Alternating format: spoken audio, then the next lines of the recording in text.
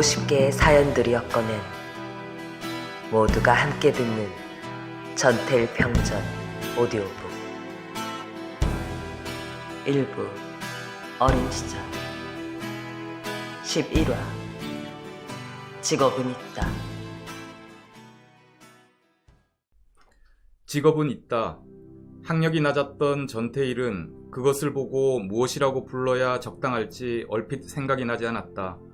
그에게 한 인간으로 설 자리를 허용하지 않는 저 완강한 타인의 성체, 그를 끝끝내 거부하는 저 부유한 자, 강한 자가 지배하는 질서, 그것을 두고 저주하기 위해서는, 그리하여 끝끝내 그것을 타파하기 위해서는 무엇이든 그것을 부를 이름이 필요했다. 그래서 그는 그것을 부한 환경이라고 이름을 지었다. 이제 우리는 일단 그가 지은 이름을 따르기로 하자. 16살 나이에 이미 전태일은 서울이라는 부유한 환경이 그와 그의 여동생을 거부한다는 사실을 명확하게 깨달았다. 냉혹한 현실은 남배 간의 정도 갈라놓았다. 그는 어린 동생을 버렸다. 버리면서 피를 말리는 듯한 불안감과 죄책감에 떨었다. 그러나 버리지 않을 수가 없었다. 얼마나 많은 밤을 그는 저 저주받은 현실과 자신의 버려진 목숨을 끌어안고 피투성이의 고뇌로 지새웠던가. 이제는 인륜마저도 잃어버린 죄인, 아버지에게 반항하여 집을 뛰쳐나왔고 어머니를 괴롭혔으며 작은아버지의 시계를 훔쳤고 차마 떨어지지 않으려는 어린 동생을 차디찬 서울의 길바닥에다 내던져버린, 그러고도 구차한 목숨을 이어가려고 남의 동정을 구하여 구걸을 하는 그 자신의 저주받은 목숨. 때로는 자기 자신을 죽이고 싶도록 증오했다. 그러나 전태일은 이를 악물었다. 이 저주받은 현실 앞에 결코 무릎을 꿇어서는 안 된다. 포기해서는 안 된다. 나를 거부하는 부한 환경의 무게에 눌려 쓰러져서는 안 된다라고. 자꾸만 약해지려는 마음을, 엄습해오는 패배감과 캄캄한 절망감을 밀쳐내려고 나오지 않는 신문이요를 연발하는 16살 소년의 도깨비 같은 몰골. 그것은 자신을 억누르고 거부하고 얼고매고 자신으로부터 모든 것을 빼앗아가려는 저 비정한 사회 현실의 힘에 도전하는, 쓰러져도 또다시 일어나 맞서 싸우는, 온몸으로 자신의 인간성과 인간다운 삶의 권리를 싸워 찾으려는 한 약하디 약한 밑바닥 인간의 처절한 투쟁의 모습이었다. 결코 지지 않으려고, 결단코 지지 않으려고 전태일은 피투성이가 되어 싸우고 또 싸워야만 했다. 이대로 포기하고 지쳐 쓰러져 버리기에는 그의 지나온 쓰라린 세월이 너무나도 억울했다. 그는 어떻게 해서든 제 손으로 차디찬 길바닥에 버린 순덕이를 다시 찾아와야 했고, 식모살이 나간 어머니를 만나야 했으며, 대구에서 마지막 본 후로 소식을 알 길 없는 태삼이와 순옥이를 데려와서 그들만은 자신이 걸어왔던 길을 다시 걷지 않도록 보살펴야 했다. 뿐만 아니라 언제든지 미치는 생명을 연장하려고 애쓰는 불쌍한 사람들을 위해 일하겠다던 청옥 시절의 꿈을 기어이 이루어야만 했다. 그것만이, 오직 그것만이 지금껏 살아온 쓰라린 세월에 대한 보상이었고, 악착같이 자신을 거부해온 부한 환경에 대하여 자기 쪽에서 되돌려 주어야 할 정당한 대답이었다. 전태일은 구두통을 메고 거리로 나갔다. 으스스한 찬바람이 귓전을 때리고 지나갈 때 그는 오히려 속이 후련한 것을 느꼈다. 모든 괴로운 생각을 털어버리려고 그는 더욱 열심히 이제는 자신의 천직처럼 되어버린 구두닦기 일에 매달렸다. 구두닦기만으로 모자라면 저녁에는 신문팔이, 한밤중에는 담배꽁초 줍기, 여름이면 아이스케이크 장사, 비오는 날은 우산 장사, 때로는 손수레 뒤밀이. 그것이 그의 16살이었다. 뒤밀이란 대체 어떤 것인가? 그가 남긴 기록이 있다. 힘없는 다리, 머리는 지친 육체를 끌고 때에 저른 노점 구루마의 포장을 들친다. 후 불어버리면 날아갈 것 같은 보리밥에 캬베츠를 집어넣고 쓴맛밖에 없는 벌그레한 고추장 한 숟가락을 넣고 비벼 먹는 것이다. 계속 떠넣는다. 허기진 배는 입안에서 쉽게 내버려 두질 않는다. 머리에서 땀이 나고 땀이 얼굴을 적신다. 소매자락으로 쓱 닦아버리면 소지나간 자리가 난다. 한 끼에 15원짜리 비빔밥이다. 이것을 먹기 위하여 허기진 창자를 채우기 위하여 피나는 노력이 있어야 한다. 찬 이슬을 맞고 난장을 꿀리고 나면 아침 5시 잠이 깨어 자연적으로 눈을 뜨게 된다.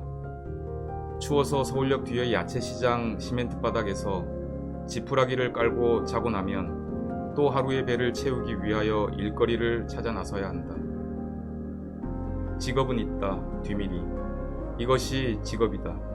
리어카 뒤밀이. 서울역 뒤에서 동대문 시장까지 리어카를 밀고 가면 30원을 받을 수 있다. 나이 16의 체구에 늦여름 새벽비를 맞으면 추우련만 춥질 않다. 동대문 시장까지 오면 덥다. 때에 저른 러닝샷스는 몸의 열기 때문에 김이 무럭무럭 난다. 막 떠오르는 태양을 받아 땀냄새와 몸의 때냄새가 자신의 미간조차 찌푸리게 한다. 누렇다 못해 벌겋게 보이는 이빨은 구역질이 난다. 신발은 한 짝 한 짝이 다른 운동화다. 신발집에서 버린 것을 주워서 맞춰 신기 때문에 짝이 맞질 않는다. 아니, 맞을 필요가 없다. 밑바닥에서 물이 올라오지 않으면 그것으로 만족할 뿐이다. 이런 사람이 있었다는 것을 믿겠습니까? 벌레보다 못한 인생이지요. 주인 있는 개보다도 천한 인간입니다. 이런 식의 생활이 1년 넘도록 계속되었는데 그는 매우 꿋꿋하게 견뎌나갔던 것으로 보인다. 뒷날 그는 이 당시를 회상한 수기에서 이때 결코 눈물을 보이지 않았다고 쓴 바 있다. 그 전에 덕수궁에서 구두를 닦고 저녁에는 신문을 팔고 밤 1시 2시에는 야경꾼을 피해 다니며 조선호텔 앞에서부터 미도파 백화점 앞과 국립극장 앞 명동 뒷골목을 쓸며 담배꽁초를 주워 모아 팔아 생계를 유지하고 잠은 덕수궁의 대한문 지금의 수의실에서 가만히를 덮고 잘 때에도 눈물을 보이지 않았건만 밤 깊은 때 아마도 11시가 좀 지나 종정걸음으로 서울역 근처의 지하도들을 지나갈 때면 우리는 밤이슬을 피하여 지하도 벽에 기대 앉아 졸고 있는 사람들의 초라한 모습을 보게 된다. 고통으로 일그러진 그들의 야인 얼굴에서 비탄으로 깊게 팬 그들의 주름살에서 실에 잠겨 빛을 잃은 지 오래인 그들의 힘없는 눈매 속에서 자신들을 인간 쓰레기로 만들고 있는 부한 환경에 대한 깊은 분노가 타오르고 있는 것을 우리가 읽을 수는 없는 것일까? 16의 전태일이 한대짬을 자며 거리의 천사로 닥치는 대로 온갖 노동을 하고 있던 1년 동안에 부딪힌 세상의 모습은 어떤 것이었을까? 그는 무엇을 느꼈을까? 감정에는 약한 편이라던 그가 이때 와서 그 고된 생활 속에서도 굳이 눈물을 보이지 않았던 것은 왜였을까? 이러한 물음들을 마음속에 간직하면서 다시 그가 남긴 수기의 한 구절을 읽어보자. 과거를 생각해봐라. 국립극장 앞 어느 당구장에서 어떤 여자가 하던 말을 생각해봐라. 비가 오는 날이었지. 그 억센 비를 맞으며 하나라도 더 팔려고 우산 하는 소리에 한 걸음에 3층까지 뛰어 올라갔었지. 우산 하나에 얼마니? 예, 35원입니다. 왜 35원이야? 30원 주고 삽니다. 아니에요. 35원이면 본전밖에 안 됩니다. 미치기는 뭐가 미쳐? 애들은 왜 곧 죽는 소리야? 기분 잡치게. 아니 이거 헌우살 아니야. 자루가 이게 뭐야? 곰팡이가 쓸고. 이거 헝거로구나. 아, 아닙니다. 천만에요. 이건 분명히 제가 이제 금방 받아온 거예요. 변명은 마라. 너희들이 그런 지저분한 변명을 하니까 밤낮 그 모양 그 꼴이야. 이 거지 같은 자식아. 그래요. 나는 태어날 때부터 거지예요. 댁에서는 태어날 때부터 그렇게 도도한 집에서 태어났고요. 내내 도도하십시오. 이런 일이 있은 지가 어제 그제 같구나. 전태일은 그가 밤낮 그 모양 그 꼴인 것이 그가 나쁜 놈이기 때문이라고 뒤집어 씌우고 경멸하는 부한 환경 속의 사람들에 대하여 대들고 있다. 왜 그것이 내 책임이냐? 태어날 때부터 거지가 따로 있고 도도한 사람이 따로 있느냐라고 항해하고 있는 것이다. 그리고 그는 한 걸음 더 나아가서 그를 인간적으로 짓밟는 도도한 인간들을 향하여 내내 도도하라고 퍼붓고 있는 것이다. 내내 도도하는 것이 무엇인가? 그것은 내내 그렇게 도도할 수 있는지 두고 보자는 뜻이 아닐까? 전태일의 정신적인 성장 과정 가운데에서 이 당시에 이미 자신을 거부하는 부한 환경의 현실에 대한 비판, 그리고 그 현실과 싸워 이기려는 분명한 의지가 고개를 들기 시작했다고 한다면 우리는 그가 남들처럼 고등교육을 받을 수 없었던 것을 슬퍼할 필요가 없을 것이다.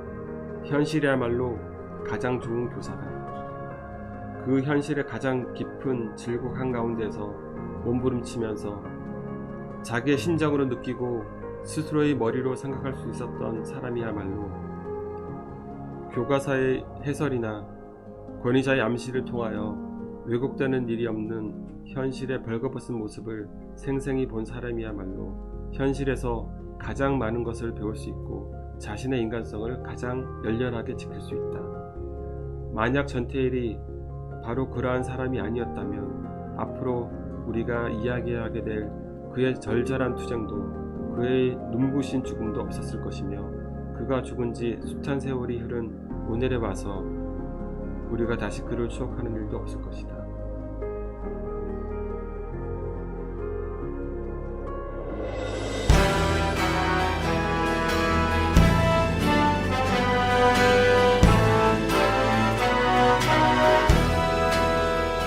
전태일 50주기를 잘 기념하는 방법. 모두가 듣는 전태일 평전. 제작 민주노총 서울본부. 후원 전태일 재단.